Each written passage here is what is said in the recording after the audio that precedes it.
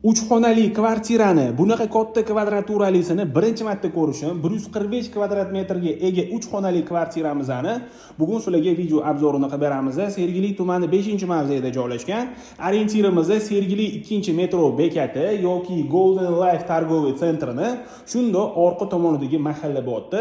11 qavatli novostroykani 10 va 11 qavatlarida joylashgan duplex. Hozir sizlar bilan birgalikda uyimizning kiraverishidan boshlab planirovkasini ko'rib chiqamiz. Bu yerda kiraverish faqat eshigimizda joylashgan. Kirishimiz bilan shunaqa keng koridorni ko'rishingiz mumkin.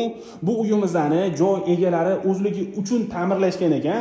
Hamma narsani eng yaxshisini, eng sifatlisini olishgan, mana shunaqa chiroyli qilib remont qilib qo'yishgan, lekin srochniy pul kerak bo'lganligi uchun sotilayotgan ekan. Laminatni o'zidan ham bilib olsanglar bo'ladi. Palon pulli laminat hisoblanadi. Bunaqa archa laminat. Juda ham chiroyli chiqqan deb o'ylayman. Avtorskiy proyekt asosida ta'mirlangan. Oshxonani qaranglar, shunaqa krashinli mebellar bilan tayyor jihozlab qo'yilgan. Uyimizni sotib olib, o'zingizlar turmagan taqdiringizda ham ijaraga odam qo'yib qo'ysanglar bo'ladi. Metroni yonidagi, novostroykadagi, ayniqsa bunaqa mebel va texnikalari bilan tayyor jihozlangan uyni arendasida ancha-muncha daromad topsa bo'ladi. Oshxonamizda tayyor texnikalar bilan ham jihozlanib qo'yilgan ekan.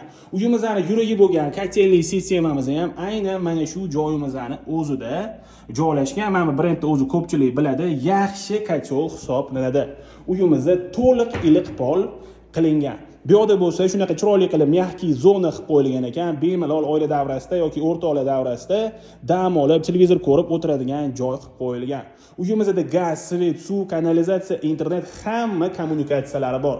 Bu yerda zinamizdan tegidan unumli foydalanib, kladovka qilingan ekan. Bu yerda bo'lsa iliq polli regulyatorlarini ko'rishinglar mumkin. Bu yerdan tepa qavatga chiqsa bo'ladi. Tepa qavatga chiqishdan oldin men sizlarga mana shu pastki qavatimizdagi xonalarimizni to'liqroq ko'rsatib o'taman.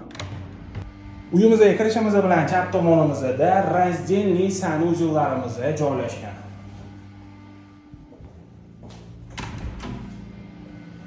Bu yerda kir mashinalarigacha ko'rishinglar mumkin. Uyimizda yashash uchun tayyor holatda bitta oila maza qilib yashasa bo'ladi.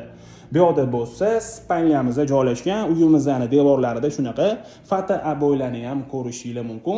Bu yerda bo'lsa tayyor stroyniy mebellarigacha o'rnatib qo'yilgan ekan. Uyimizning hamma xonalarida ko'zni charchatmaydigan yorqin rangli ishlatilgan.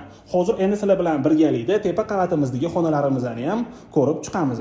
Tepa qavatimizda bo'lsa родительская spalnyamizni ko'rishingiz mumkin. Patologimiz ham ancha baland qilingan ekan.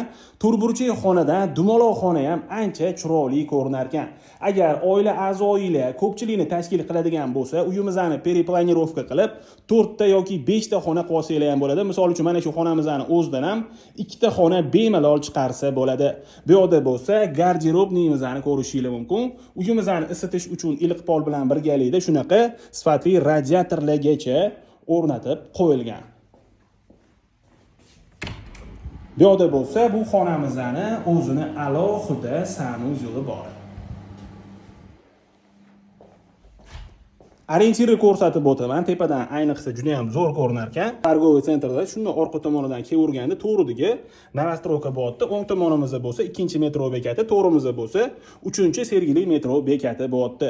Juda ham fayzli xonadon. Uyimizga qiziqadiganlar bo'lsa bemalol murojaat qilsanglar bo'ladi. Uyimizga yoqqan bo'lsa like bosinglar. Shunaqa chiroyli kvartira qidirgan do'stinglarga bu videomizni yuborib qo'yinglar.